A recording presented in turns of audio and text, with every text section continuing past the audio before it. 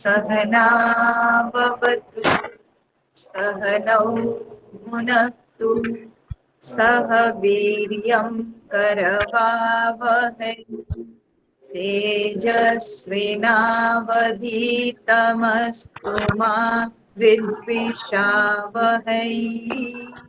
ओम शांति शांति शांति।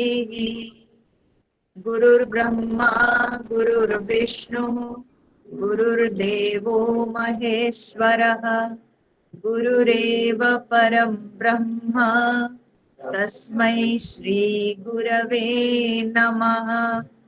तस्मै श्री गुरवे नमः।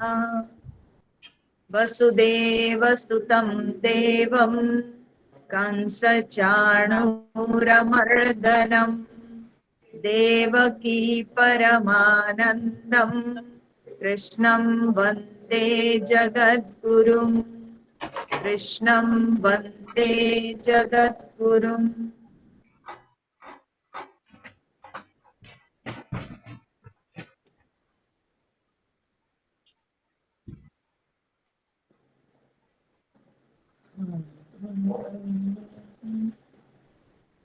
हम लोग गीता के दूसरे अध्याय के अभी पहुंच गए हैं 39वां नंबर तक, 39 तक पहुंचे हैं। तो अभी हम लोग ज्यादा आज नहीं पाठ करेंगे। 38, 39, 40 ये 3 श्लोक हम लोग पाठ करेंगे। अभी 38 नंबर से हम लोग चैंट करेंगे। ओम श्री परमात्मने नमः। अथ द्वितीयोऽध्यायः। श्रीभगवानुवाच सुख दुःखे समे कृत्वा लाभालाभौ जयाजयौ ततो युद्धाय युज्यस्व नैवं पापमवाप्स्यसि एषा ते विहिता सांख्ये बुद्धिर्योगे त्विमां शृणु बुद्ध्या युक्तो यया पार्थ कर्मबन्धं प्रहास्यसि नेहाभिक्रमनाशोऽस्ति प्रत्यवायो न विद्यते स्वल्पमप्यस्य धर्मस्य त्रायते महतो भयात्। तो हम लोगों ने देखा भगवान श्री कृष्ण अर्जुन को समबुद्धि रखकर कर्म करने को उपदेश दे रहे। बोले कि जय पराजय, लाभ हानि, सुख दुख इन सब को समान करके, ठीक है, इन सबको अपने भावना में समान रूप से देखकर तब तुम युद्ध करो अर्जुन, तो तुमको बिल्कुल भी पाप नहीं लगेगा। तो सबसे महत्वपूर्ण जो बात यहाँ पर हुई कि समबुद्धि रखना, संतुलित बुद्धि रखना, ये बहुत आवश्यक है। ठीक है, तो यह कहने के बाद भगवान कहते हैं कि अर्जुन, मैंने तुमको ज्ञान योग का उपदेश दिया, मैंने तुमको ज्ञान योग का मार्ग बताया। ठीक है, ऐसा ते अभिहिता सांख्ये बुद्धि। बोले कि सांख्य माने सांख्य संबंधी, बुद्धि ही माने ज्ञान, सांख्य संबंधी ऐसा बुद्धि ही, यह ज्ञान ते अभिहिता तुमको सुनाया गया, तुमको बताया गया। ठीक है, जो कि शास्त्र में वर्णित है, जो कि ज्ञान योग के बारे में जो सब शास्त्र में बताया गया है उसी प्रकार से तुमको हमने उपदेश दिया, तुमको हमने सुनाया, ज्ञान के विषय में तुमको मैंने सुनाया। अब तुम योगे तू इमाम श्रृणु, अब तुम जो है योगे, योगे माने कर्म योग के संबंध में, ठीक है। यहाँ पर योग कहने का तात्पर्य है कर्म योग, ठीक है। अब तक मैंने तुमको ज्ञान योग के विषय में सुनाया, अब तुम कर्म योग संबंधित इमाम, इमाम मतलब इसको, किसको ना, कर्म योग संबंधी बुद्धि यानी ज्ञान को तुम सुनो। पहले ज्ञान योग संबंधित तुमको मैंने बुद्धि के बारे में बताया, बुद्धि मतलब ज्ञान, ज्ञान योग संबंधित जो विचार, ज्ञान योग संबंधित जो दृष्टि, उसके बारे में मैंने तुमको बताया। अब तुम कर्म योग संबंधित दृष्टि के बारे में समझो, ठीक है। कर्म योग संबंधित बुद्धि को अब तुम सुनो, ठीक है। पहले तुम ज्ञान योग, क्या ज्ञान योग संबंधित भगवान ने कहा, ज्ञान योग संबंधित विषय भगवान पहले जो बताते आए कि आत्मा अविनाशी है और शरीर जो है विनाशशील है, तो आत्मा का कभी भी नाश नहीं होता है, आत्मा का परिवर्तन नहीं होता है। जो आत्मा संबंधित विषय तो उसको कहते हैं ज्ञान मार्ग। तो भगवान ने कहा मैं तुमको ज्ञान योग विषयक बुद्धि मैंने तुमको बताया, अब तुमको मैं कर्म योग संबंधित बुद्धि मैं तुमको दूंगा, तुम उसके बारे में सुनो।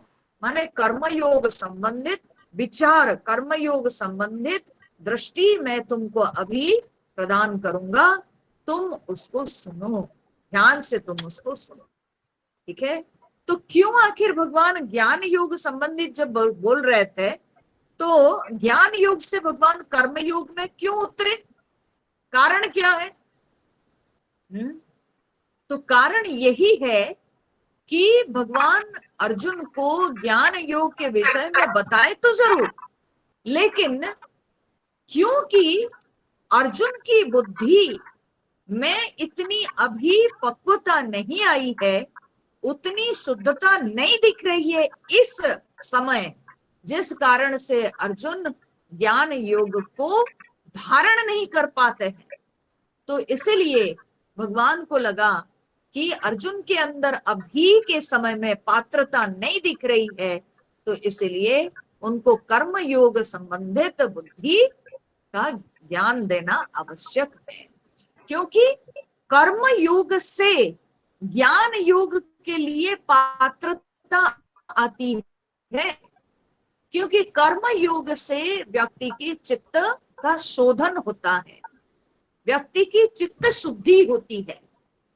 कर्मयोग का अर्थ क्या है? आदि गुरु शंकराचार्य ने इसी जगह कर्मयोग के लिए भाष्य देते हुए कहते हैं कि कर्मयोग को कैसे किया जाता है ना, निस्संगतया द्वंद्व प्रहाण पूर्वकम ईश्वर आराधनार्थे, ठीक, बोले निस्संगतया अर्थात फल के संग से मुक्त रहकर, फल की इच्छा को त्याग करके, द्वंद्व प्रहाण पूर्वकम, द्वंद्व प्रहाण पूर्वकम, द्वंद्व माने राग द्वेष, राग द्वेष को नष्ट करके, राग द्वेष को समाप्त करके, द्वंद्व प्रहाण पूर्वकम माने राग द्वेष को त्याग करके, राग द्वेष को छोड़कर ईश्वर आराधनार्थे, ईश्वर की आराधना के लिए जो कर्म किया जाता है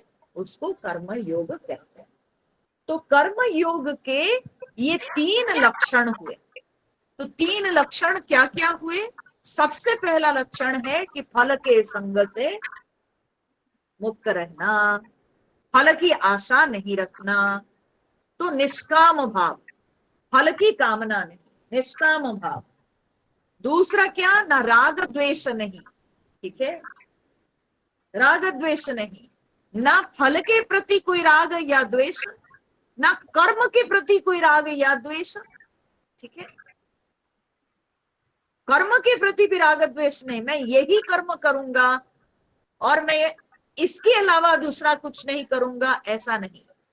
परिस्थिति के अनुसार जो भी कर्तव्य उपस्थित होता है उसके प्रति राग द्वेष न रखकर उस कर्म को केवल कर्तव्य बुद्धि के साथ करना चाहिए। इसको कहते हैं द्वंद्व रहित होकर कर्म करना। अगर आवश्यकता पड़ी तो हम साधारण से साधारण कर्म करने के लिए तैयार रहना चाहिए, क्योंकि अगर वही कर्तव्य है तो फिर उसको आगे पीछे सोचना नहीं चाहिए, राग द्वेष ना रख करके हमको उसको कर्तव्य मान करके करना चाहिए। तो द्वंद्व प्रहाण पूर्वकम। और तीसरा जो लक्षण आदिगुरु शंकराचार्य ने कहा वो है ईश्वर आराधनार्थे, ठीक है, मेरा कर्म उनकी पूजा है, भगवान की पूजा। हम जो भी कर्म करते हैं उसके द्वारा हम परमात्मा की पूजा करते हैं, ठीक है, यही भावना रखनी चाहिए, तब जा करके हमारा कर्म योग बन जाता है, ठीक है। जो कर्म को हम भगवत पूजा मान लेते हैं वो कर्म योग हो जाता है, जिसमें कोई फल की कामना नहीं, जिस कर्म के प्रति न राग है न द्वेष है, ना कोई फल के प्रति राग है या द्वेष है, तो राग द्वेष को त्याग करके, अहंकार अभिमान को त्याग करके, निष्काम भाव से ईश्वर आराधना के लिए जो कर्म किया जाता है उसको कर्म योग कहते हैं, ठीक है। तो भगवान यहाँ पर अर्जुन को कहते हैं कि अर्जुन मैं उसी कर्म योग के विषय में अब तुमको बताऊंगा, तुम सुनो। क्यों? क्योंकि इस तरह के कर्म योग से व्यक्ति के अंदर पात्रता आती है। किस बात की पात्रता? ज्ञान योग की पात्रता। ज्ञान योग की पात्रता कर्म योग के संपादन से ही आती है। जब हम ऐसे कर्म योग करते हैं उसके द्वारा हमारे चित्त का शोधन होता है, अंतःकरण की सफाई होती है, ठीक है, अंतःकरण की सफाई होती है।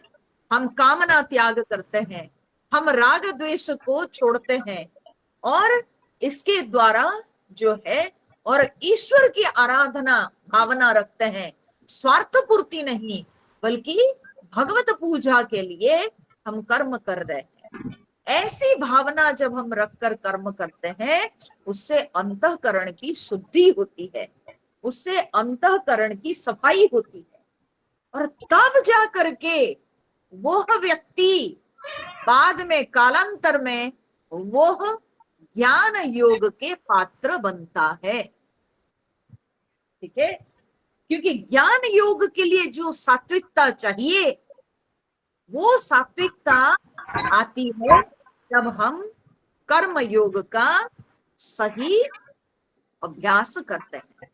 तो इसीलिए अर्जुन के अंदर वो ज्ञान योग के लिए पात्रता लाने के लिए भगवान उसको कर्मयोग का ज्ञान दे रहे हैं। ये पहली बात।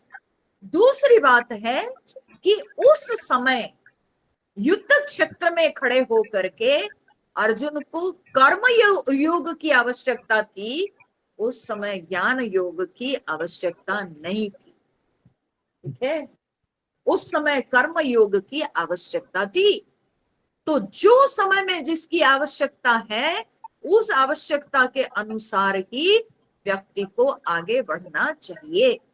तो इसलिए भगवान श्री कृष्ण को लगता है कि अर्जुन के लिए अभी कर्म योग की अधिक आवश्यकता है, पहली बात है। दूसरी बात है कि उस समय में अर्जुन की बुद्धि में उतनी सूक्ष्मता नहीं, उसकी बुद्धि में उस तरह की सात्विकता नहीं, उसकी बुद्धि द्वंद्व में फंसी हुई उसकी बुद्धि डगमगा रही थी, उसकी बुद्धि उस समय में पूरी तरह से संदेह में पड़ी हुई थी। तो ऐसी बुद्धि कभी ज्ञान योग में आगे नहीं बढ़ सकती है। तो इसीलिए भगवान श्री कृष्ण अर्जुन को कर्म योग का ज्ञान देते हैं। ठीक है, कर्म योग जो है वो हमेशा हमको ज्ञान योग के लिए मदद करता है। कर्म योग के द्वारा हमारे अंदर वे सारी सारी योग्यताएं आती है जो कि ज्ञान योग में आवश्यक होता है। तो इसलिए भगवान अर्जुन को कहते हैं कि अर्जुन, मैंने तो तुमको ज्ञान योग का उपदेश दिया, लेकिन कुछ फर्क तो पड़ा नहीं। तो इसलिए अब मैं तुमको कर्म योग विषयक बुद्धि दे रहा हूं, तुम उसको सुनो। क्योंकि उस बुद्धि से युक्त होकर के, माने कर्म योग से संबंधित बुद्धि माने विचार, बेसिकली विचार या दृष्टि, तो कर्म योग संबंधित विचार या बुद्धि या विवेक से युक्त होकर के तुम कर्म योग, कर्म बंधन को, कर्म बंधम प्रहास्यसि, तुम कर्म बंधन को तोड़ दोगे, तुम कर्म बंधन को नष्ट कर दोगे। ये जो कर्म बंधन का चक्र है, ये जो पाप पुण्य जन्म कर्म, ये सब जो बंधन है, इस बंधन को तुम तभी तोड़ पाओगे जब तुम पहले कर्म योग का अभ्यास करते हुए बाद में जाकर के धीरे धीरे अपने चित्त को शोधन करके ज्ञान योग में प्रवेश करोगे। तब जाकर के तुम पूरी तरह से कर्म बंधन को त्याग कर पाओगे। तो इसलिए पहली आवश्यकता है कि कर्म योग का अभ्यास करो। तो इसीलिए अब तुम कर्म योग के विषय में सुनो। तो भगवान अभी इस कर्म योग विषयक ज्ञान देने जा रहे हैं। अब जब कर्म योग विषय ज्ञान देने जा रहे हैं, इसमें फिर और एक ये कर्म के संबंध में एक और पहलू आती है। वो पहलू क्या है ना, कर्म कांड। ठीक है, जब हम कर्म की बात करते हैं तो एक कर्म योग, दूसरा होता है कर्म कांड। ठीक है, तो भगवान उसको फिर क्लियर करते हैं। ठीक है, तो कहते हैं कि कर्म कांड में जो जो सारी समस्याएं दिखाई पड़ती हैं, उन समस्याओं को तुम सामना नहीं करोगे कर्म योग में। ठीक है, जिन समस्याओं को तुम सामना करते हो कर्म कांड में, उन समस्याओं को तुम कभी सामना नहीं करोगे इस कर्म योग में। ठीक है, तो क्या क्या समस्याएं आती है कर्म कांड में। ठीक है, भगवान अभी जो आज हम जो श्लोक सबको देखेंगे वो विशेष रूप से कर्म कांड को ध्यान में रख करके भगवान कर्म कांड की निंदा की है। ठीक है, बोले कर्म कांड अलग है और कर्म योग अलग है। ठीक है, कर्म कांड अलग है, कर्म योग अलग है। कर्म कांड क्या है ना, सकाम भाव से जो हम विभिन्न प्रकार के अनुष्ठान सब करते हैं, विभिन्न प्रकार की उपासना अनुष्ठान करते हैं, यज्ञ याग आदि का अनुष्ठान करते हैं, और उसमें मेनली सकाम भाव से वे सब अनुष्ठान किए जाते हैं। ठीक है, कामना सहित जब हम अनुष्ठान करते हैं तो उसको कर्म कांड कहा जाता है।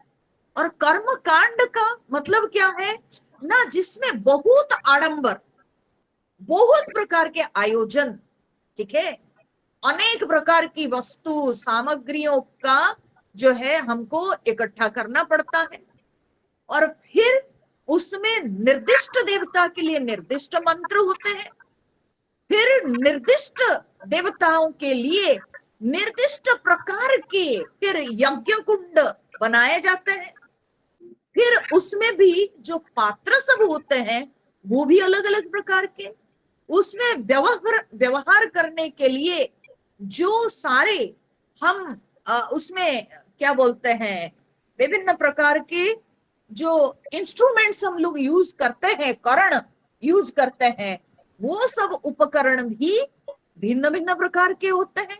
अलग अलग यज्ञ में अलग अलग प्रकार के उपकरण होते हैं।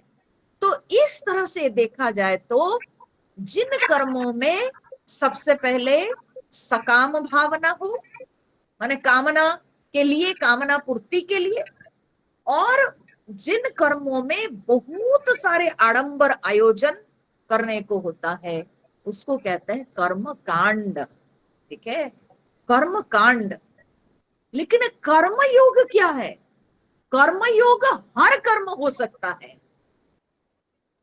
कोई निर्दिष्ट अनुष्ठान यज्ञ याग आदि न हो, प्रत्येक कर्म कर्मयोग हो सकता है।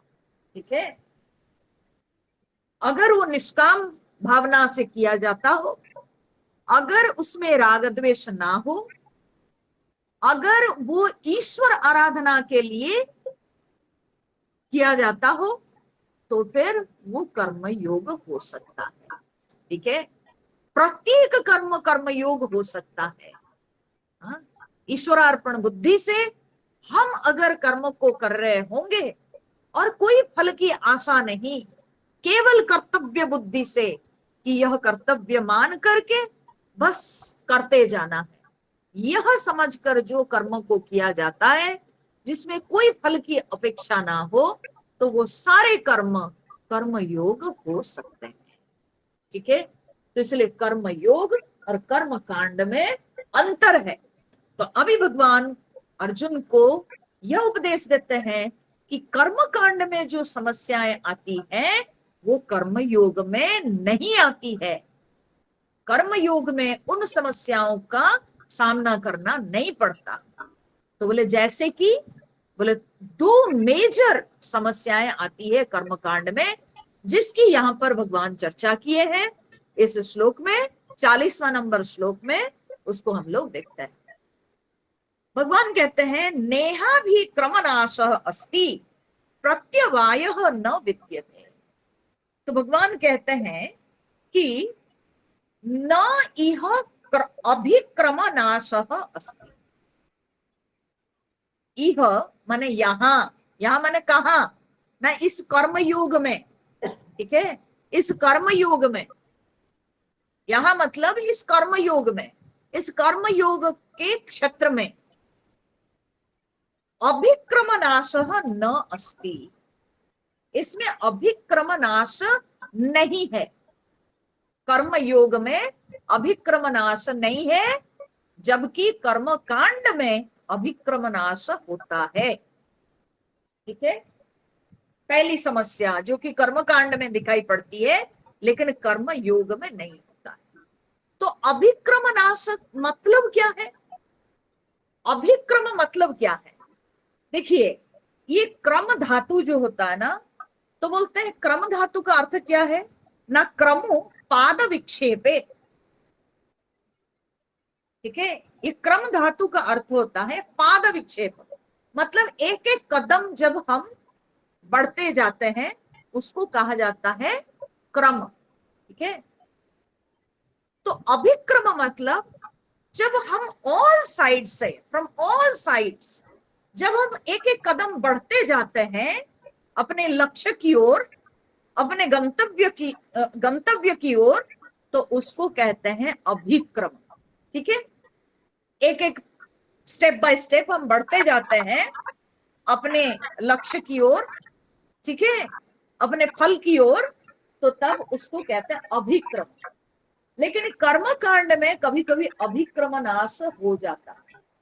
बोले कैसे अभिक्रम नाश हो जाता है? बोले अभिक्रम नाश हो जाता है कि मान लीजिए हम कोई संकल्प लेकर के कोई कर्मकांड आरंभ किए, ठीक है, कोई अनुष्ठान आरंभ किए, संकल्प लेकर के हमने अनुष्ठान आरंभ कर लिया, और अनुष्ठान आरंभ करते कुछ बीच में है ना समस्या आ गई, कोई कारण से हम उस कर्म को पूरा नहीं कर पाए। ठीक है, हम उस अनुष्ठान को पूरा नहीं कर पाए।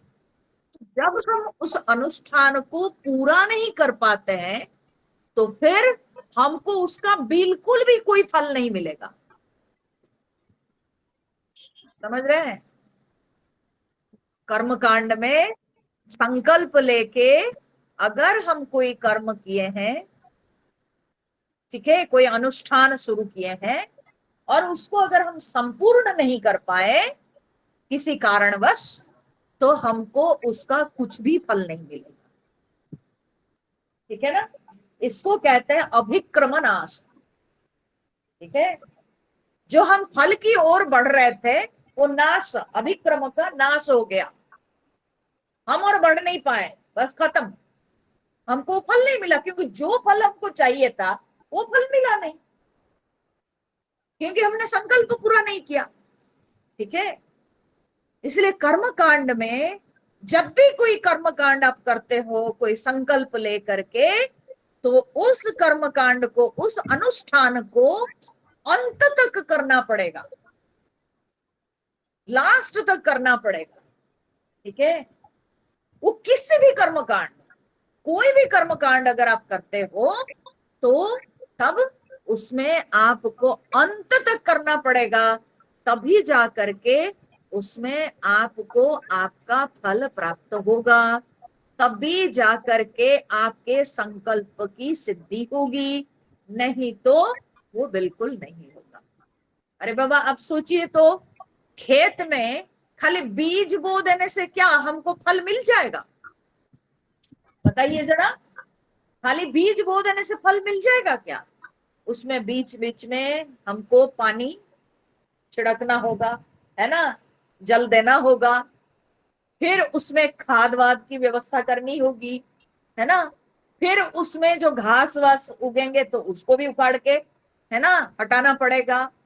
कितने सारे काम करने को होता है, और ये सब जो इतने सारे काम करते हैं इसलिए इसको कांड कहा जाता है ना, बहुत सारे जुड़े हुए उसके साथ कर्म होते हैं। तो वो सबको करते हुए धीरे धीरे धीरे धीरे हम जब बढ़ते हैं, तब जाकर के अंत में वो गाछ से, उन वृक्षों से जिनका बीज रोपण आप किए थे, सही तरीके से अगर उनका केयर लीजिएगा, तब जाकर के हो सकता है आपको फल मिलेगा। नहीं तो क्या होगा, अगर आप पानी नहीं पटाओगे, अगर आप जो है उसमें से जो चारों तरफ उसके जंगली घास होंगे उखाड़ोगे नहीं, खाद नहीं दोगे, तो क्या होगा, वो मर जाएगा, तो आपको फल नहीं मिलेगा, है ना। तो उसी प्रकार से जब हम किसी भी प्रकार के अनुष्ठान करते हैं, उस अनुष्ठान में हमको नियम पूर्वक जो जो सारे उस अनुष्ठान के जो विधि सब दी गई है, उन विधियों को पालन करके जब हम एक एक एक एक क्रम में करते जाते हैं, तो धीरे धीरे हम अपने फल की ओर बढ़ते हैं, और अंत में जो है हमको फल की प्राप्ति होती है। नहीं तो बिल्कुल फल की प्राप्ति होती नहीं। अगर कर्मकांड संपूर्ण नहीं होता है तो फल की प्राप्ति नहीं होती है। ठीक है, असंपूर्ण अगर रहा तो फल की प्राप्ति नहीं होती है, तो इसको कहते हैं अभिक्रम नाश। आई बात समझ में? अभिक्रम नाश शब्द का अर्थ तो कर्म कांड में जो कि दिखाई पड़ता। भगवान ने कहा कि इस कर्म योग में अभिक्रम नाश नहीं है। समझने वाली बात यहाँ पर क्या है ना, इस कर्म योग में अभिक्रम नाश नहीं है। तो अभिक्रम नाश कर्म योग में नहीं है, क्यों? बोले इसीलिए कि इसमें कोई कामना नहीं है। वहां से इसमें कोई कामना नहीं है, निष्काम भाव से व्यक्ति कर रहा है। तो निष्काम भाव से करने से उसको कोई, जब फल की आशा ही नहीं है तो फल मिलेगा नहीं मिलेगा कहां से ये बात उठती है कि नहीं? तो इसीलिए इस कर्म योग में अभिक्रम नाश बोल के कुछ नहीं है। ठीक है, तो अभिक्रम नाश नहीं है, अच्छा ठीक है, इसमें फल की इच्छा नहीं है, लेकिन व्यक्ति को कोई फायदा होता है? बोले होता है ना, चित्त शुद्धि। आप जितनी मात्रा में इस निष्काम कर्म योग को अभ्यास करते जाओगे उतनी उतनी मात्रा में आपके चित्त का शोधन होता जाएगा। तो आपका कोई लॉस नहीं है। There is no loss at all in this path. Okay, you gain rather as much you practice karma yoga, so much your inner instruments like mana and buddhi, they get purified. Okay, as much you practice, so much purified will be your inner instruments. बस, तो इसलिए इसमें कोई loss नहीं है, इसमें gain है।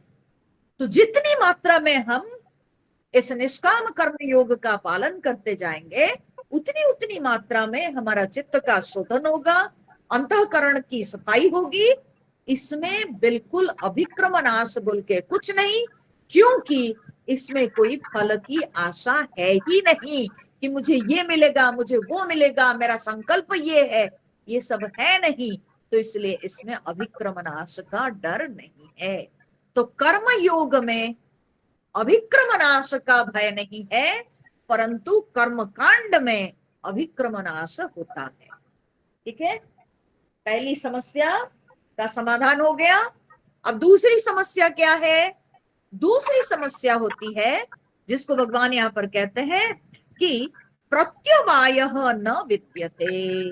और फिर इस कर्म योग में प्रत्यवाय नहीं है, न विद्यते, इसमें प्रत्यवाय नहीं है जो कि कर्म कांड में होता है।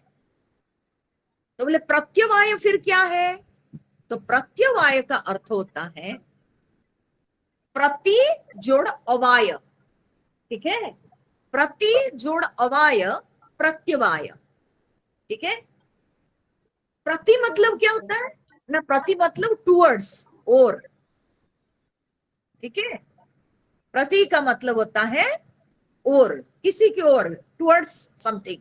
ठीक है, प्रति। अवाय मतलब क्या होता है? अवाय का मतलब होता है, देखिए, अय मतलब गति, गमन करना। ठीक है, अवाय मतलब क्या होता है ना? उल्टा परिणाम, उल्टी गति। अवाय मतलब उल्टी गति। सो प्रति अवाय मतलब क्या हो गया? पतन की ओर। आई समझ में? सो प्रत्यवाय शब्द का अर्थ क्या हुआ ना? पतन की ओर, उल्टा परिणाम। हम कर्म कांड किए थे ऊपर उठने के लिए, ठीक है, लेकिन उसका उल्टा परिणाम हो जाता है। कर्म कांड में कई बार ऐसे देखने को मिलता है, ऐसे दृष्टांत शास्त्रों में पाए जाते हैं कि जिसमें हमको यह शिक्षा मिलती है कि अगर निर्दिष्ट विधि, प्रत्येक कर्म कांड में उसके मंत्र होते हैं, सिलेक्टेड मंत्र होते हैं, उसके नियम भी सिलेक्टेड होते हैं, तो वो निर्दिष्ट विधि, निर्दिष्ट श्रृंखला के साथ अगर उस कर्म कांड को कोई नहीं कर पाया तो फिर फल नहीं मिलेगा। केवल नहीं, उल्टा परिणाम हो जाता है, विपरीत परिणाम हो जाता है। ठीक है, जैसे कि भागवत में एक कथा आती है, त्वष्टा ने जो है यज्ञ में आहुति दी, उनको चाहिए था, उनको इंद्र के प्रति द्वेष भावना मन में आ गई, तो इसलिए वो चाहती थी कि इंद्र को मारने लायक उनको एक पुत्र की प्राप्ति हो। ठीक है, तो इसलिए उनको बोलना था इंद्र शत्रु वर्धस्व। ठीक है, इंद्र शत्रु, जो इंद्र के शत्रु वो बढ़े। ठीक है, ऐसे कह के आहुति देना था। लेकिन वो जो मंत्र सहित उनको गाना था, वो मंत्र में कहीं मात्रा की अशुद्धि के कारण उसके अर्थ में बिल्कुल जो है उल्टा अर्थ निकल गया। नतीजा क्या हुआ ना? नतीजा ये हुआ कि इंद्र के शत्रु, हाँ, के जो है वृद्धि होने के बजाय उनको हुआ क्या ना, इंद्र से, इंद्र के द्वारा मरने वाला पैदा हो गया। इंद्र को मारने वाला पैदा होना था, बल्कि इंद्र से मरने वाला पैदा हो गया।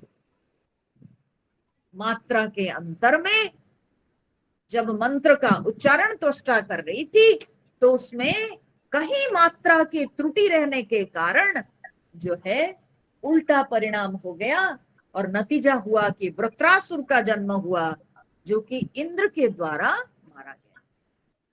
ठीक है, तो इसलिए मंत्रों का उच्चारण, निर्दिष्ट विधि, श्रृंखला, इन सब के साथ कर्मकांड अनुष्ठानों का जो है संपन्न करना होता है।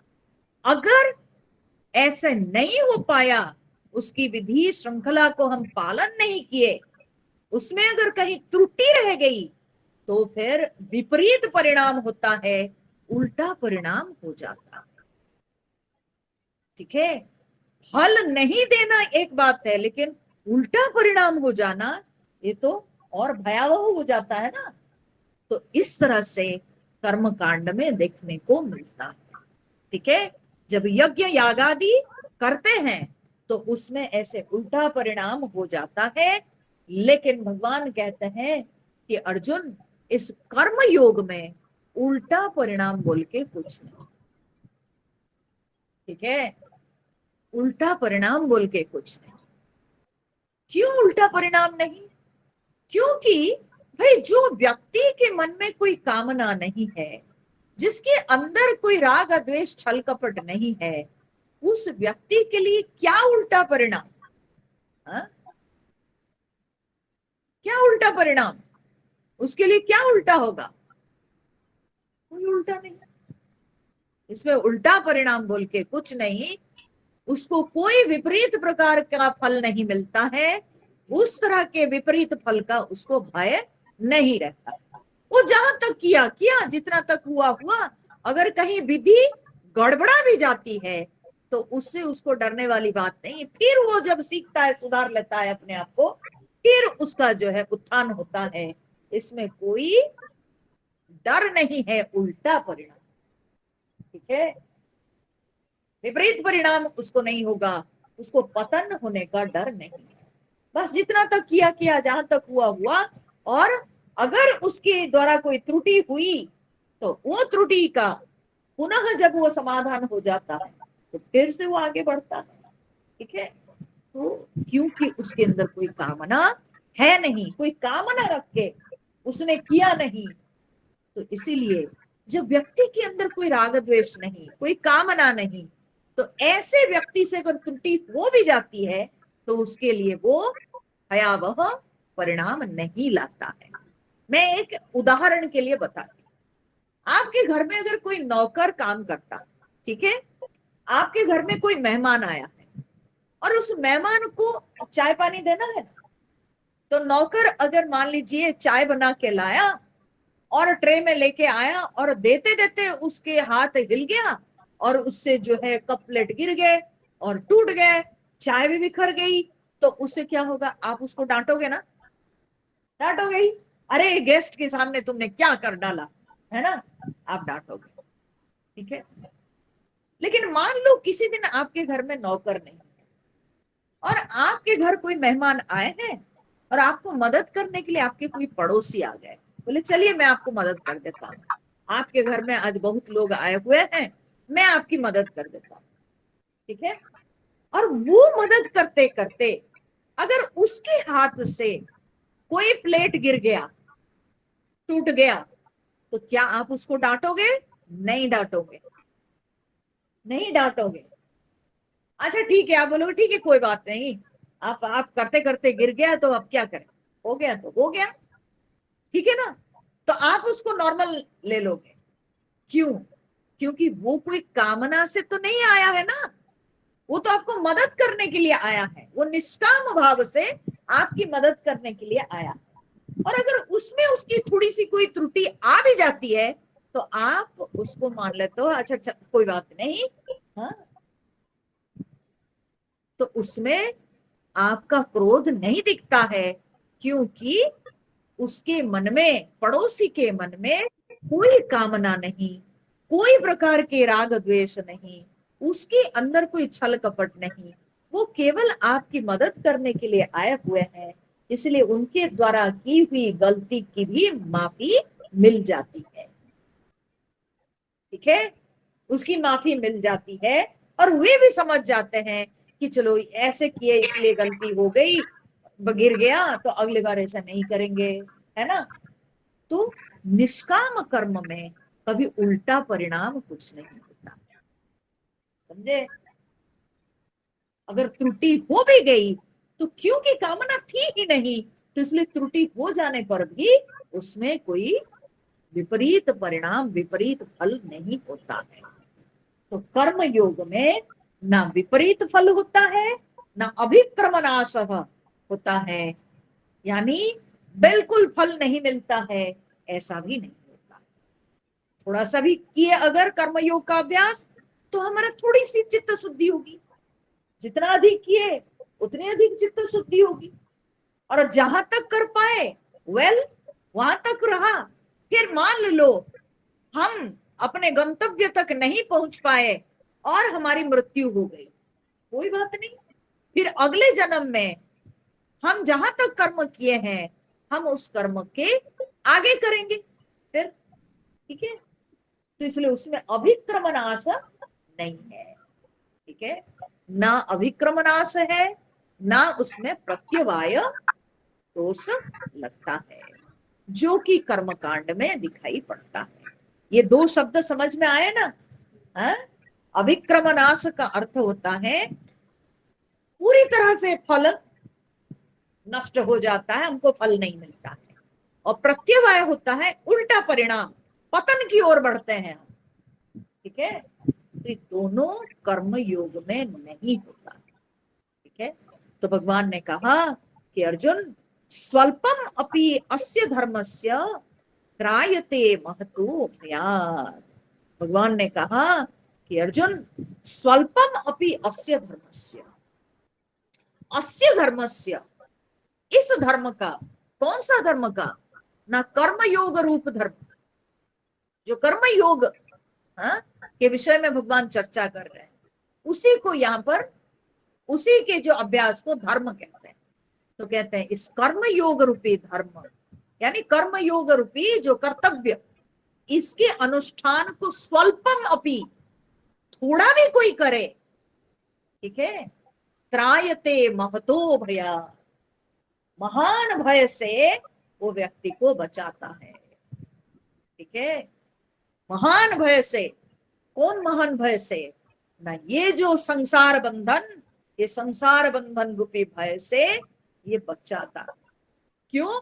निष्काम कर्म का जब आप अभ्यास किए हो, आपके अंदर निष्काम भावना जब जग गई है, जब आपके मन में एक बार निष्काम भावना उत्पन्न हो गई है, तो तब वो आपको और बंधन की ओर जाने नहीं देती है, महान भय से वो रक्षा करती है, महान भय से वो आपको दूर कर देती है। कैसे? ना संसार के बंधन से हमको अलग कर देती है, क्योंकि हमारे अंदर निष्काम भावना आ गई है।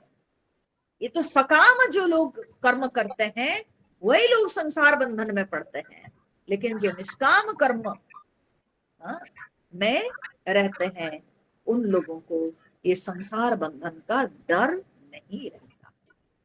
ठीक है, जितना तक हुआ हुआ इस जन्म में, फिर अगले जन्म में और अधिक होगा, और आगे बढ़ेंगे और आगे बढ़ेंगे। इस तरह से व्यक्ति के अंदर दृढ़ता बढ़ती जाती है और वो परमात्मा की ओर बढ़ता चला जाता है। क्योंकि हमारा अंतिम लक्ष्य क्या है? हमारा लक्ष्य है कि परमात्मा का बोध। ठीक है, हम परमात्मा तत्व को जानना चाहते हैं। उस परमात्मा तत्व को जानने के लिए जो अंतःकरण की शुद्धि चाहिए, वो शुद्धि हम कर्म योग से प्राप्त करेंगे। ठीक है, वो हम कर्मयोग से प्राप्त करेंगे। तो इसीलिए धीरे धीरे अंतःकरण शोधन होता जाएगा, अंतःकरण की सफाई धीरे धीरे धीरे धीरे होती जाएगी। इस जन्म में कुछ, अगले जन्म में और कुछ, ऐसे। लेकिन वो व्यक्ति और संसार की ओर मुड़ेगा नहीं, और संसार बंधन उसको होगा नहीं। थोड़ा सा भी जो इस धर्म का अभ्यास किया है उस व्यक्ति को और ये संसार बंधन रूपी भय कभी आएगा ही नहीं। आई समझ में ये श्लोक? हाँ, ये दो श्लोक, दो शब्द जो है ये कई बार कंफ्यूजन क्रिएट करता है। ये अभिक्रमनाश क्या है, ये प्रत्यवाय क्या है? ठीक है, तो मैंने शब्द की संधि करके आपको समझाई।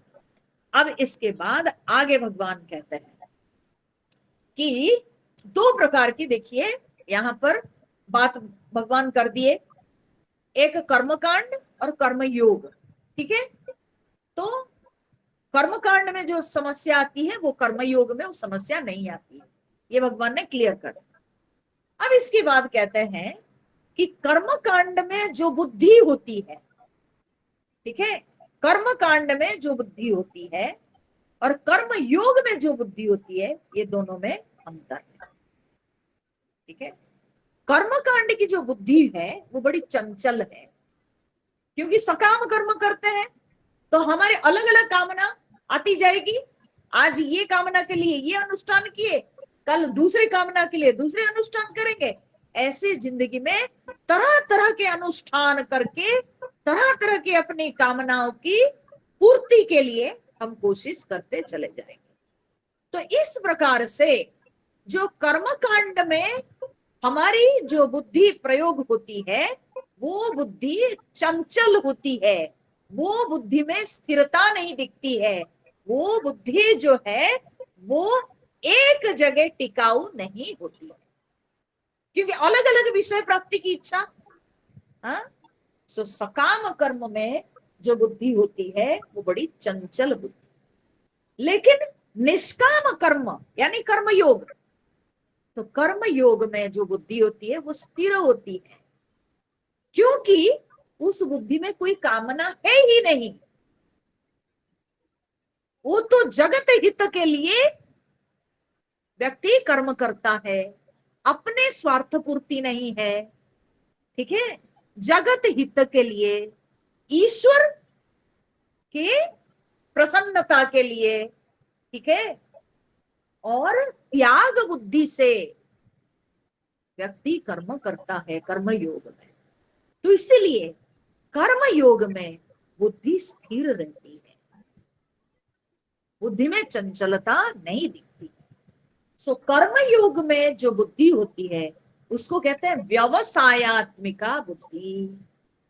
मैं पहले बता दे रही हूं क्योंकि वे सब शब्द अभी आने वाले श्लोकों में आएंगे, तो पहले विषय को समझ जाइए, तो जब हम श्लोक पढ़ेंगे तो तब और आसानी से समझ में आ जाएगा।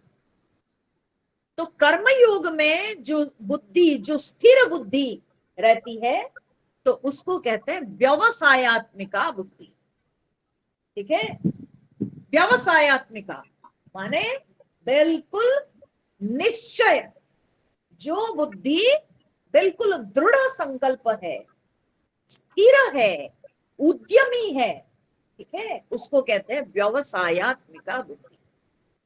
ठीक है, जो उद्यमी है, जो बुद्धि उद्यम करती है, प्रयत्न करती है, अपनी जो है परमात्मा उसके गंतव्य है, उसके गंतव्य सांसारिक वस्तु विषय नहीं है। ठीक है, ईश्वर की प्रसन्नता के लिए वो कर्म करता है।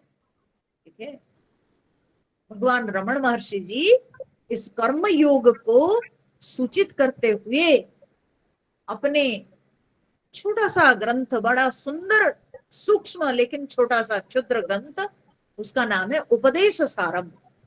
उस उपदेश सारम में भगवान रमण महर्षि जी ने लिखा, उन्होंने कहा जगत ईषधि युक्त सेवनम। ठीक है, जगत ईषधि युक्त सेवनम, वो जगत को ईश माने संसार में सब में वो परमात्मा को देखता है। ठीक है, तो वो अपने जो बुद्धि है, वो बुद्धि कैसी है ना, जगत ईश धी युक्त सेवनम, ऐसी बुद्धि से युक्त होकर के वो सेवा करता है, सबकी सेवा करता है। उसका जो कर्म है, वो जो कर्तव्य करता है, वो सबकी सेवा की भावना से करता है, उसमें उसको कोई फल की आशा नहीं रहती है। सो जगत हित के लिए, दूसरों के कल्याण के लिए अपने कर्तव्य मानकर जगत के प्रति यही मेरा कर्तव्य है, और इसी से ईश्वर प्रसन्न होते हैं। अपने को कोई स्वार्थ पूर्ति नहीं, कोई कामना पूर्ति नहीं, ईश्वर की प्रसन्नता के लिए जो कर्म करते हैं वही कर्मयोग है। और कर्मयोग में जो बुद्धि का हम प्रयोग करते हैं वो बुद्धि स्थिर होती है, उसमें चंचलता नहीं दिखती है, उसमें अस्थिरता नहीं दिखती है, वो बुद्धि स्थिर रहे। तो वो जो स्थिर बुद्धि, जो कि उद्यमी है, जो कि प्रयत्नशील है, ऐसी बुद्धि को कहते हैं व्यवसायत्मिका बुद्धि। ठीक है, और कर्म कांड में जो बुद्धि होती है उसको कहते हैं अव्यवसायत्मिका, अव्यवसायत्मिका। ठीक है, अव्यवसायत्मिका अर्थात चंचल बुद्धि। ठीक है, कम से कम करके वो चाहता है ज्यादा से ज्यादा फल मिल जाए, है ना।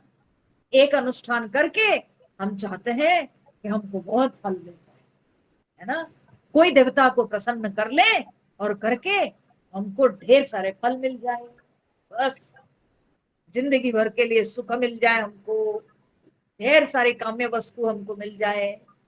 तो ये जो है ना, ऐसी जो बुद्धि वो प्रयत्नवान नहीं है, वो जो है उद्यमी नहीं है, वो जो है एक अनुष्ठान, छोटा सा अनुष्ठान, एक क्षुद्र अनुष्ठान से वो अधिक से अधिक सांसारिक फल की प्राप्ति करना चाहती है। तो ऐसी बुद्धि को कहते हैं अव्यवसायत्मिका बुद्धि। ठीक है, तो भगवान अब क्या कहते हैं 41 नंबर श्लोक में हम देखेंगे। व्यवसायत्मिका बुद्धि एकेह कुरु नंदन, बहुशाखा ह्यनन्ताश्च बुद्धयो व्यवसायिना। भगवान कह रहे हैं यहाँ पर, हे कुरुनंदन, हे अर्जुन, व्यवसायत्मिका बुद्धि ही एका इह, इह माने यहाँ, यहाँ माने कहा ना, इस कर्मयोग में। ठीक है, भगवान अभी केवल कर्मयोग के विषय में ही विचार करेंगे। तो कहते हैं यहाँ माने इस कर्मयोग में व्यवसायत्मिका बुद्धि ही एका, यहाँ व्यवसायत्मिका बुद्धि, व्यवसायत्मिका माने जो बुद्धि सुनिश्चित रूप ज्ञान को धारण करती है। ठीक है, बिल्कुल एकदम दृढ़ संकल्प है। ठीक है, और सुनिश्चित रूप, उसमें कहीं इधर उधर भटकने का चांस नहीं। कोई हमको कह दिया ये करो ये मिलेगा, वो करो वो मिलेगा, वो सब इच्छा कामना नहीं है। ठीक है, एक निश्चय लेकर के वो बुद्धि अपने कर्तव्य करती जाती है। ठीक है, और वो एक निश्चय क्या है, अंतःकरण की शुद्धि, बस, और कुछ नहीं चाहिए। कोई सांसारिक विषय की अपेक्षा नहीं, केवल अपने अंतःकरण की शुद्धि, क्योंकि शुद्ध अंतःकरण से हम परमात्मा को प्राप्त कर सकते हैं। ठीक है, तो इसीलिए भगवान यहाँ पर कहते हैं कि व्यवसायत्मिका बुद्धि ही एका, यहाँ पर जो है अध्यवसाय करने वाली बुद्धि वो एक ही है। एक ही है माने उसका एक ही अंत है, और उस बुद्धि के अंदर विभिन्न प्रकार के भाव नहीं उठते हैं। ठीक है, उसके अंदर विभिन्न प्रकार की कामना, विभिन्न प्रकार की वासनाएं, विभिन्न प्रकार के उसके अंदर सूत्र नहीं निकलते हैं। ठीक है, अलग अलग सूत्र नहीं निकलते हैं, बल्कि वो बुद्धि बस एक लक्ष्य लेकर चलती है, वो एक अंत तक पहुंचना चाहती है। उस बुद्धि में कहीं कोई इधर उधर भटकाव नहीं। ठीक है, व्यवसायत्मिका बुद्धि ही एका इह माने इस कर्म योग में। अच्छा, कर्म कांड में क्या होता है भगवान कंपेयर करके बता रहे। ठीक है, तो यहां पर इस कर्म योग में बुद्धि जो है बिल्कुल निश्चय है, दृढ़ है, और एक संकल्प लेकर के चलती है। लेकिन कर्म कांड में बहु शाखा ही अनंता च बुद्धयः अव्यवसायिनाम। अव्यवसायिनाम, हाँ, जो अव्यवसायी होते हैं, अव्यवसायी होते हैं मतलब क्या, जिनके अंदर ढेर सारी वासनाएं हैं, जो वासनाओं से उद्वेलित चित्त वाले लोग होते हैं, उन लोगों को कहते हैं अव्यवसायी। ठीक है, तो ऐसे अव्यवसायी लोग जो होते हैं, उनकी जो बुद्धि होती है वो कैसी होती है, बोले बहु शाखा ही अनंता। बहु शाखा, अनेक शाखा वाली बुद्धि वास्तव में अनंता। अनंता माने उसकी कोई अंत नहीं, अनंत प्रकार की कामनाएं, अनंत, अंत ना होने वाली कामनाएं, अनेक शाखा प्रशाखाएं और अंत ना होने वाली कामनाओं से युक्त उनकी बुद्धि होती। ठीक है, सो कर्म कांड में लिप्त जो लोग हैं, जिनकी बुद्धि कामना वासनाओं से उद्वेलित है, तो ऐसी बुद्धि की अनेक शाखा प्रशाखाएं होती। ठीक है, अनेक शाखा प्रशाखाएं। तो अर्थ क्या है कि आज ये अनुष्ठान कर लिए, कल वो अनुष्ठान कर लिए, परसों और कोई अनुष्ठान, जैसे जो बोला वो अनुष्ठान करते जाते हैं, विभिन्न प्रकार के अनुष्ठान करते जाते हैं। ठीक है, शायद इसीलिए हमारे सनातन संस्कृति में जो सन्यासी होते हैं, सन्यासियों को और अनुष्ठान कर्मकांड करने का जो है विधान नहीं है, उनके लिए विधान नहीं है। ठीक है, सन्यासियों के लिए ये सब कर्मकांड करने का विधान नहीं, क्योंकि जितने कर्मकांड उतने जो है मन विचलित होगा। ठीक है, आज ये उपासना में ये विधि नियम करो, कल वो उपासना में वो विधि नियम करो, ये सब विधि नियम करते करते तो आदमी फंस जाएगा इस चक्कर में। ठीक है, इसलिए सन्यासियों के लिए कोई कर्मकांड उपासना अनुष्ठान के जो है विधान नहीं। इसी कारण से बहुशाखा कर्मकांड में बुद्धि की जो है अनेक शाखा प्रशाखाएं। कोई कह दिया कि तुम ये उपासना करो, ये अनुष्ठान करो, तो कर लेंगे। कल होके और कोई बोलेगा ये अनुष्ठान करो, वो भी करेंगे। संसारियों की तो नाना प्रकार की इच्छाएं और नाना प्रकार के अनुष्ठान है ना। क्यों? क्योंकि उनकी इच्छाओं का अंत नहीं, अनंता, उनकी इच्छाओं का अंत नहीं। आज बेटा को नौकरी नहीं मिली, कोई बोला ऐसे अनुष्ठान करो तो करने लगे। कल जो है बेटी की शादी नहीं हो रही, तो ये अनुष्ठान करो, वो भी करे। ठीक है, परसों जो है हमारे पड़ोसी हमको तंग कर रहा है, तो कैसे पड़ोसियों को रास्ते से हटाएं, तो उसके लिए वो अनुष्ठान करो, वो करे। अरे बाप रे बाप, इच्छाओं का तो अंत ही नहीं है। तो इसीलिए संसारियों की अनेक प्रकार की कामनाएं, और इस कारण से अनंत कामनाओं से ग्रसित होकर के विभिन्न प्रकार के शाखा प्रशाखाओं से युक्त वे लोग कर्मकांड करते जाते हैं। तो इसलिए भगवान कहते हैं अव्यवसायी नाम बहुशाखा ही अनंता च बुद्धयः, है ना, क्योंकि उनकी बुद्धि बहिर्मुखी है। समझ रहे हैं? बुद्धि जब बहिर्मुखी हो जाती है तो तब क्या होता है, उसकी बहुत सारे शाखा प्रशाखाएं, है ना, आंख के विषय अनेक, कान के विषय अनेक, नाक के विषय अनेक, रस के जिह्वा के विषय अनेक। तो इसीलिए तरह तरह के विषयों के लिए तरह तरह के अनुष्ठान, तरह तरह के कर्मकांड करते चले जाते। ठीक है, अब यहाँ पर एक बात समझ लीजिएगा। हाँ, यहाँ पर कर्मकांड के अर्थ केवल मात्र जो है वो जो मंत्र उच्चारण पूर्वक जो अनुष्ठान केवल वो ही नहीं है, बल्कि आप ये भी समझ लीजिए इसमें वही सारे कर्म भी इंक्लूडेड है जो हम अपनी कामना वासना के लिए दौड़ते रहते हैं, जिंदगी भर दौड़ते रहते हैं। पैसा क्यों, कुछ भी करने के लिए, है ना, हमको तरह तरह की चीजें चाहिए। हाँ, तो दौड़ते रहते हैं, ये करो वो करो वो करो वो करो। क्यों? क्योंकि मुझे घर चाहिए, मुझे गाड़ी चाहिए, मुझे मुझे जो है नौकरी चाहिए, मुझे ये क्या नहीं चाहिए, है ना।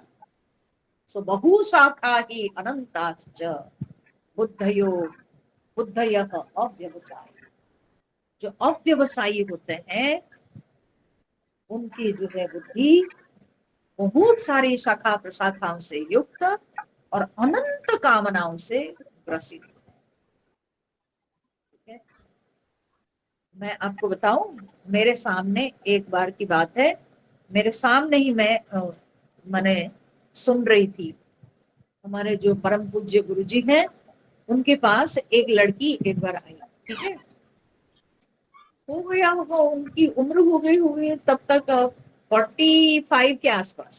ठीक है, तो वो लेडी आके बोलती है कि स्वामी जी मेरे ये क्वालिफिकेशन सब है, लेकिन मैं इनसे शादी करके नौकरी नहीं कर पाई, मैं कुछ नहीं कर पाई। ऐसे कहते हुए अंत में बोलती है मैं कुछ नहीं कर पाई इनके कारण। तो गुरुजी ने कहा कौन कहा तुम कुछ नहीं कर पाई? तो बोले कहाँ क्या कर पाई? तो बोले क्यों नहीं, तुमने घर परिवार की देखभाल की, तुमने बच्चों को घर में रह के, क्योंकि तुम क्वालिफाइड हो, तो घर में रह के अपने बच्चों को गाइड करी, अपने बच्चों को पढ़ाई, अपने बच्चों को जो है सही रास्ता दिखाई। तो क्या वो सब तुम्हारे काम कुछ नहीं हुए? तो क्यों तुम बोलते हो मैं कुछ नहीं कर पाई? कुछ नहीं कर पाना का अर्थ क्या होता है? मैं पैसा नहीं कमाई। समझ गए?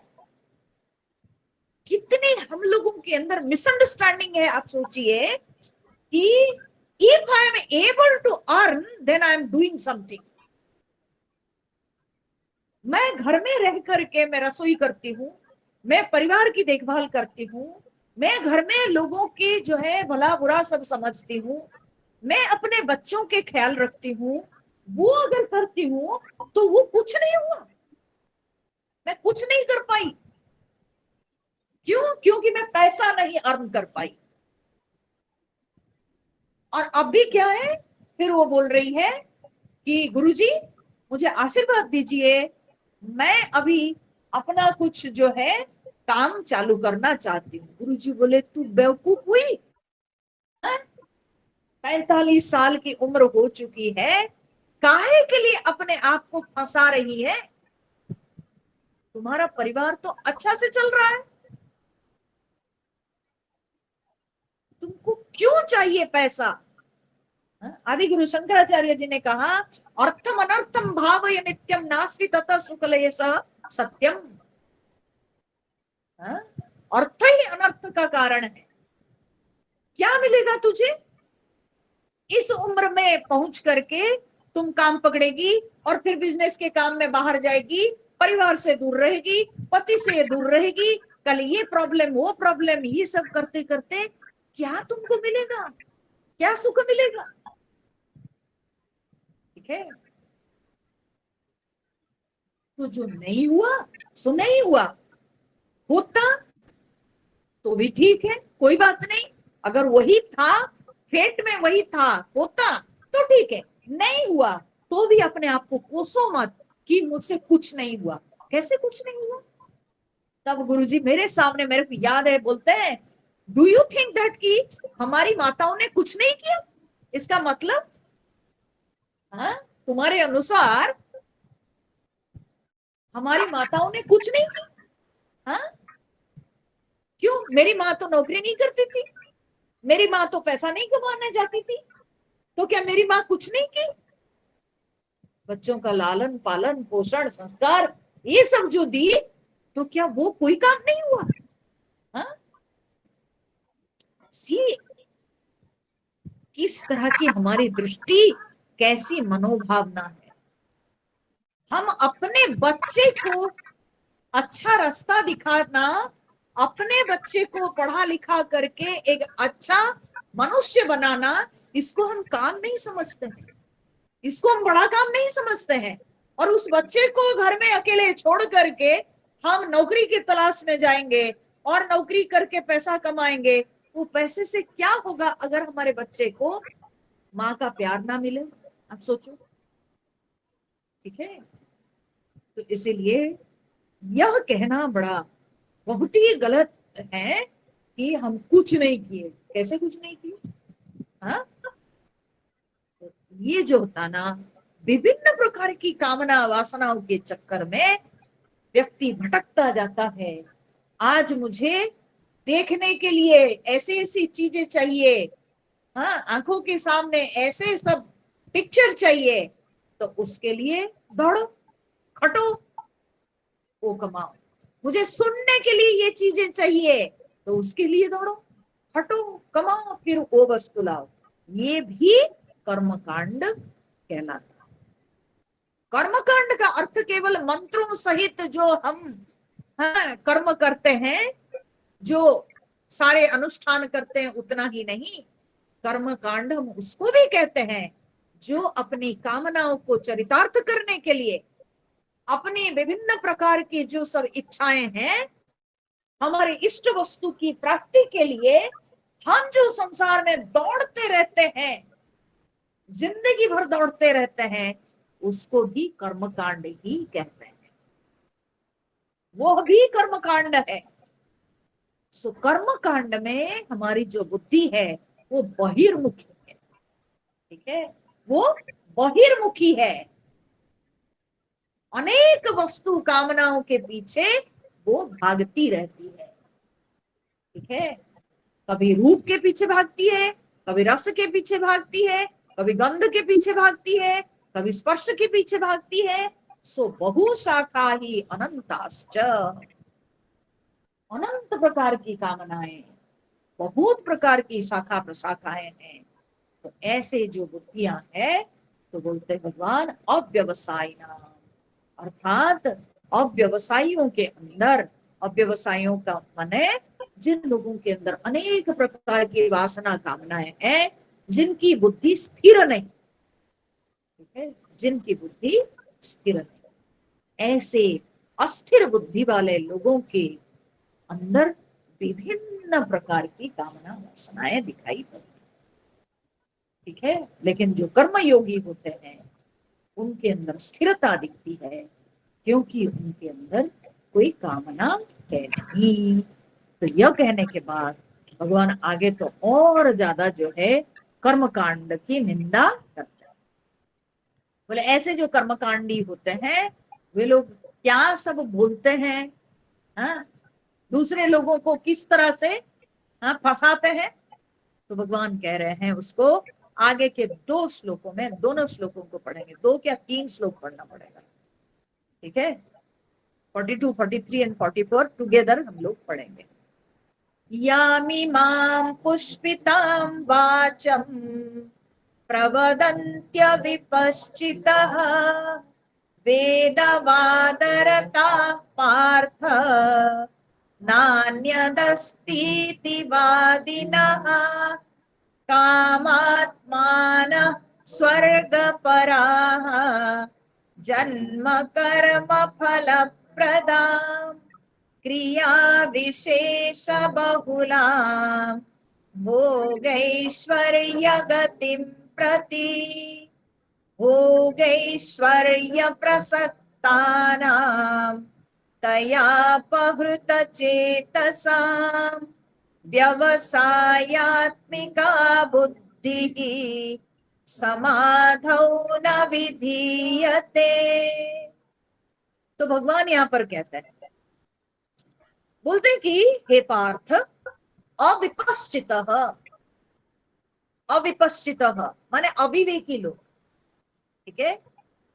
अविपश्चितः, विपश्चित मतलब विवेकी लोग, ज्ञानी लोग, विद्वान लोग को कहा जाता है विपश्चित। अविपश्चित मतलब होते हैं अविवेकी, मूढ़ लोग, ठीक है। अविपश्चितः वेदवाद रताः न अन्यत अस्ति इति वादिनः। अविपश्चितः जो अविवेकी जन, उनके लिए भगवान कुछ विशेषण और प्रयोग किए हैं, ठीक है। ये मूढ़ लोग जो कर्मकांडी हैं, तो उन्हीं लोगों को यहाँ पर कहा जाता है अविवेकी, और उन अविवेकी जनों के लिए भगवान कुछ विशेषण प्रयोग किए हैं। तो विशेषण क्या है कि दे आर वेदवाद रताः, वे लोग वेदवाद रता, ठीक है, वेदवाद करते हैं, वेदवाद में रमते हैं, ठीक है। वेदवाद में रमना मतलब क्या है, इस वेद में वो अनुष्ठान के लिए ये मंत्र दिया गया है। आप देखिएगा, मैं आपको एक साधारण सी बात बता रही हूँ, आपको समझ में आ जाएगा। आप देखिए, ये जो पुरोहित लोग सब कर्मकांडी ब्राह्मण सब कर्मकांड कराते हैं ना, आप एक कर्मकांडी को बुला के कुछ किए, दूसरा कोई जो है कर्मकांडी आपसे पूछेगा, आकर के आपके घर आएंगे कभी पंडित जी, दूसरे पंडित जी आ गए घर में, पूछेंगे, बोलेंगे क्या क्या किए पंडित जी, ऐसे ऐसे पंडित जी घर में जो है कर्मकांड किए। अरे ऐसे ऐसे किया, पूरा गलत किया, उसको आता ही कुछ नहीं है ना। फिर तीसरा नंबर का पंडित आएगा, वो बोलेगा फालतू है, दोनों के दोनों कुछ नहीं जानते हैं, मैं जो कहता हूं वही सच है, वही सही है। ये होता है कि नहीं, बताइए। जगत में देखने को मिलता है ना, एक पंडित दूसरे पंडित को काटेगा, है ना, दूसरे को तीसरा काटेगा, एक दूसरे के निंदा करेंगे। हाँ, एक कहेगा कि वो ऋग्वेद में ऐसा दिया गया, दूसरा कहेगा वो यजुर्वेद में ऐसा दिया गया, है ना। तो वेदवाद रताः, ये लोग वेदवाद करते हैं, ठीक है। अरे क्या आपसे कराया वो पंडित, वो कुछ नहीं जानता है, हाँ, इतना लंबा आपसे कर्मकांड क्यों कराया, मैं तो ऐसा मंत्र करूंगा, ऐसा मंत्र का प्रयोग करूंगा, बस एक ही बार के अनुष्ठान में आपको सिद्धि मिल जाएगी। समझ रहे हो ना। हाँ, इसको कहते हैं वेदवाद। वेद के विभिन्न प्रकार के कर्मकांड विषयक जो मंत्र सब हैं, कर्मकांड विषयक जो सारे वर्णन आते हैं, तो उनको लेकर के ये लोग वाद विवाद करते रहते हैं। वेदवाद रताः, ठीक है। और फिर दूसरा क्या भगवान कह रहे हैं, न अन्यत अस्ति इति वादिनः।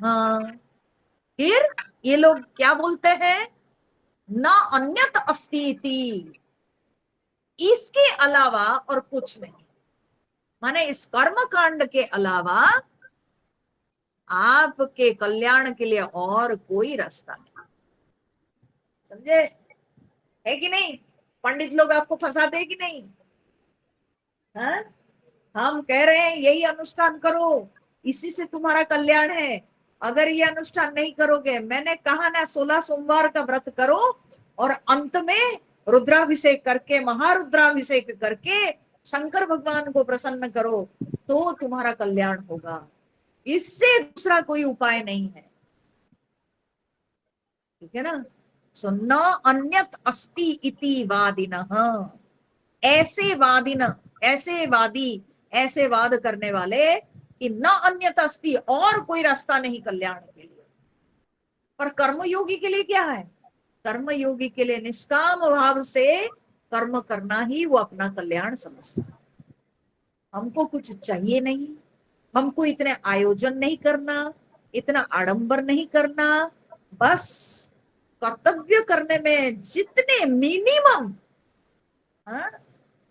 वस्तु की जरूरत है बस उतने में संतुष्ट रहना और दूसरों के हित के लिए करते जाना। इसी में कर्मयोगी अपना कल्याण देखता है।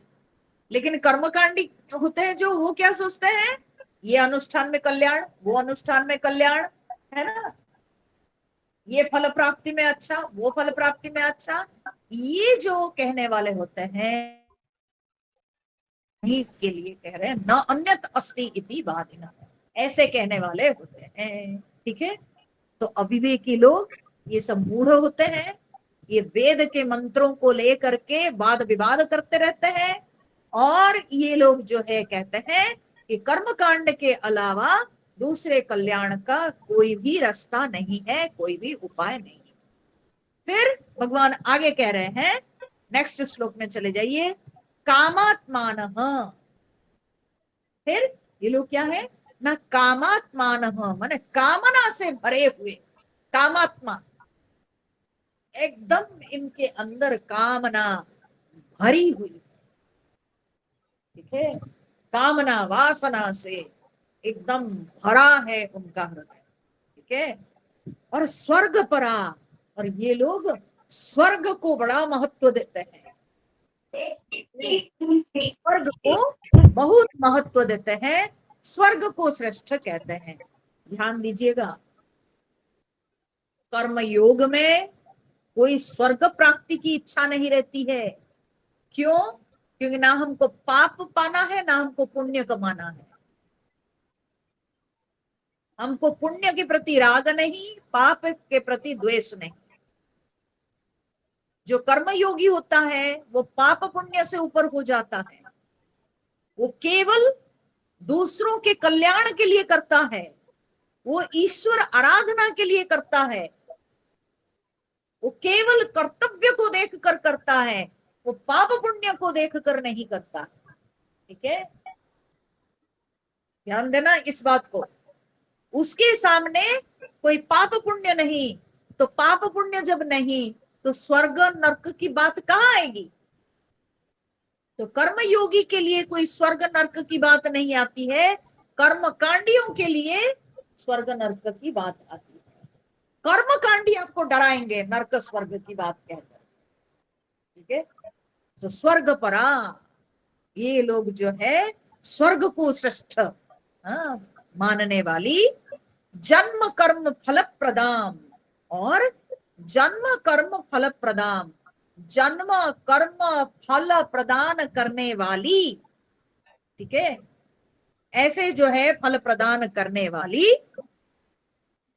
फिर भोग ऐश्वर्य गतिम प्रति,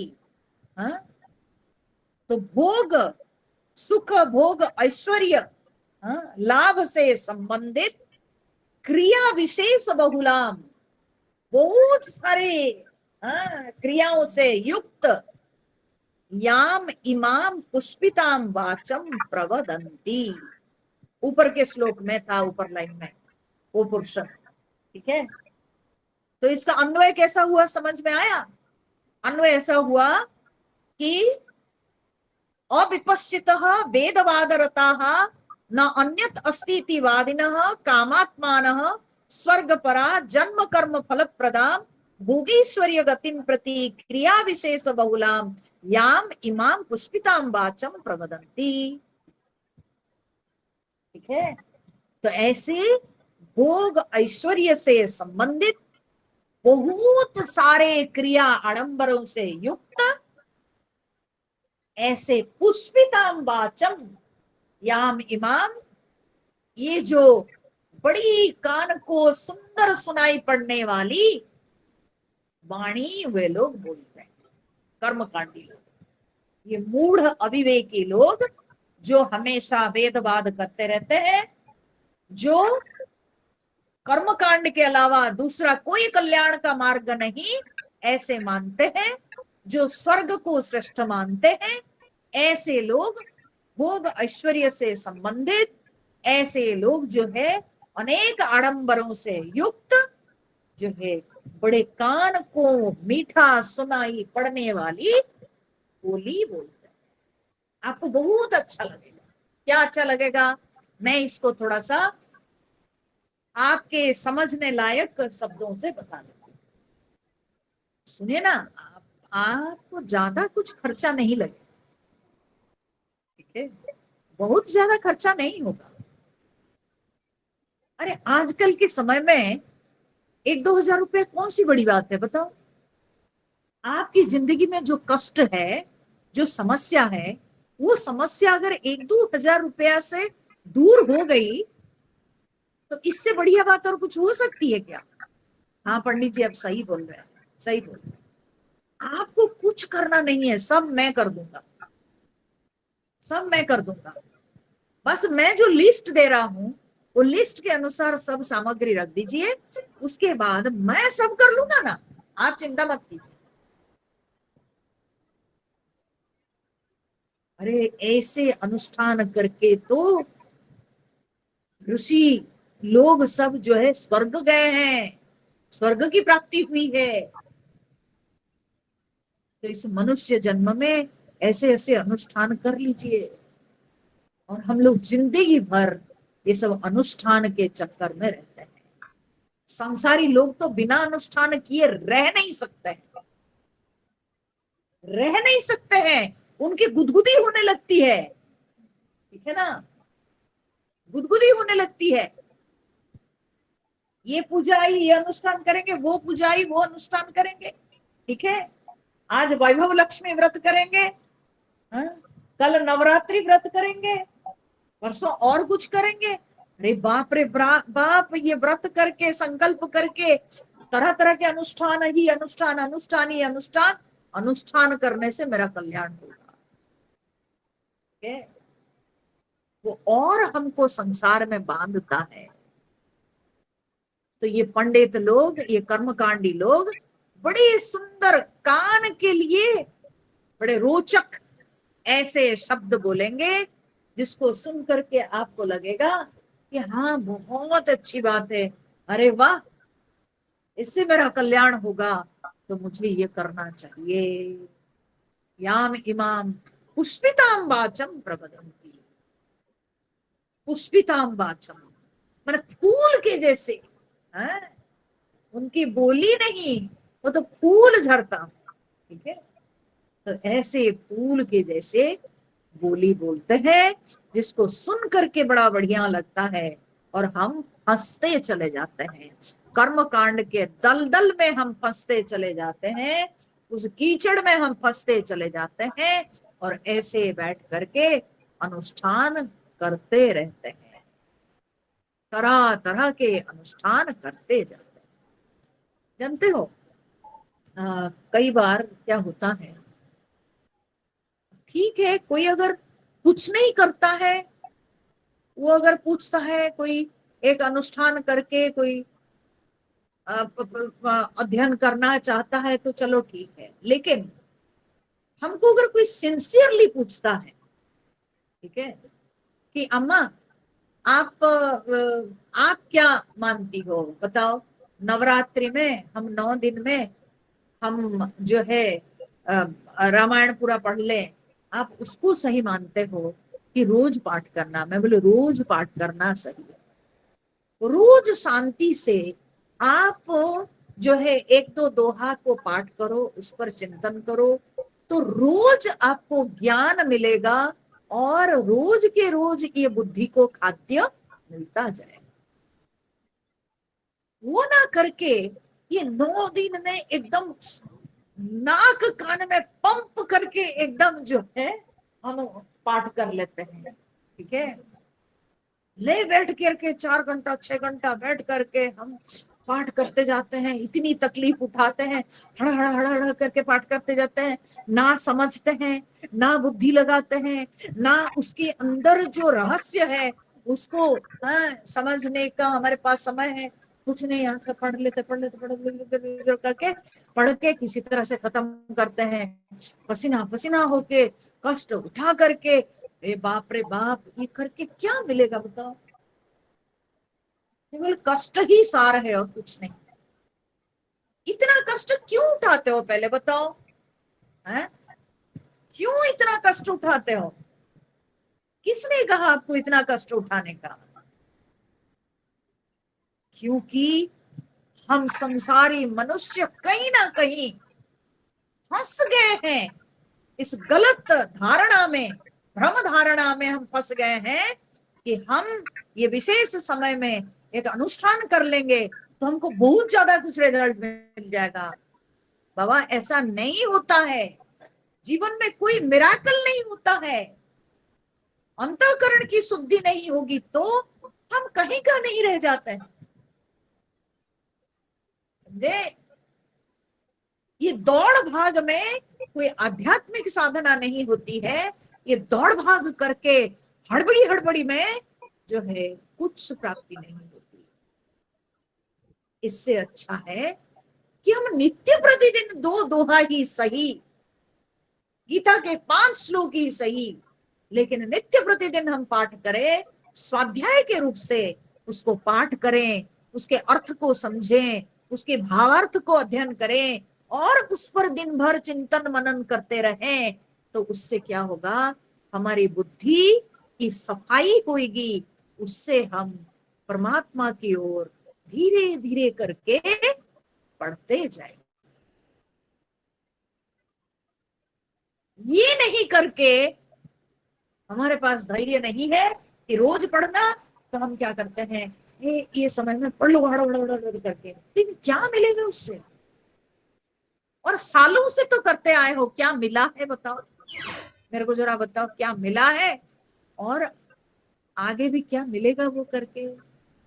इसीलिए शांति से नित्य प्रतिदिन साधना के तौर पे, स्वाध्याय के रूप से आप इसको जो है निश्चय करें कि हम नित्य प्रतिदिन 5 श्लोक गीता के पढ़ेंगे, या नित्य प्रतिदिन हम रामचरितमानस के 2 दोहा पढ़ेंगे। भूल जाइए कि वो कब खत्म होगा। हमको खत्म करके क्या मिलेगा, बोलिए?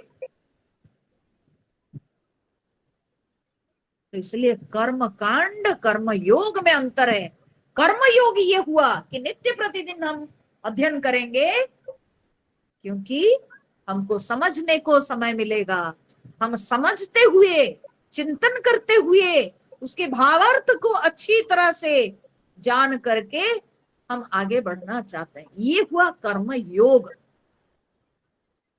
और कर्मकांड क्या है ना? 9 दिन में हम जो है कर लिए, 24 घंटे में अखंड पाठ करके खत्म कर दिया, ठीक है? अच्छा ठीक है, खत्म कर लो। यही सब खत्म करते करते खुद खत्म हो जाओगे एक दिन। तो इसीलिए भगवान यहाँ पर कहते हैं कि जो इस इससे स्थिरता नहीं आती है, बल्कि और बुद्धि अस्थिर होती है। बताइए तो, ऐसे जब अनुष्ठान हम लोग करते हैं तो कितनी अस्थिरता है? आप खुद से पूछिए ना, हाँ? कितनी अस्थिरता रहती है, हड़बड़ी हड़बड़ी रहती है। अरे बाप रे बाप, आज का इतना पोर्शन है, मुझे पाठ करना है, पाठ करना है, पाठ करना है। बाप रे बाप, नारायण नारायण, हाँ? कितनी कठिनाई। राम राम राम, है ना? इसलिए धीरे धीरे रोज नित्य प्रतिदिन स्वाध्याय के रूप से अध्ययन करना चाहिए। तो ये भगवान कहने के बाद आगे जो कहते हैं वो कल हम लोग देखेंगे। आज के लिए इतना समय हो चुका है, ठीक है? तो ये कर्म कांड की निंदा हो रही है, ये कोई तारीफ नहीं हो रही है। ये भगवान श्री कृष्ण गीता में कर्म कांड की निंदा करते हैं, कर्म कांड का तिरस्कार हुआ है उपनिषदों में, ज्ञान के शास्त्र में, ठीक है? ज्ञान कांड में कर्मकांड की बहुत निंदा हुई है। ठीक है, तो चलिए आगे भगवान क्या बोलते हैं वो कल हम लोग श्रवण करेंगे। आज के लिए ओम पूर्णमदः पूर्णमिदं पूर्णात् पूर्णमुदच्यते पूर्णस्य पूर्णमादाय पूर्णमेवावशिष्यते। ओम शांति शांति शांति। हरि ओम श्री गुरुभ्यो नमः। हरि ओम।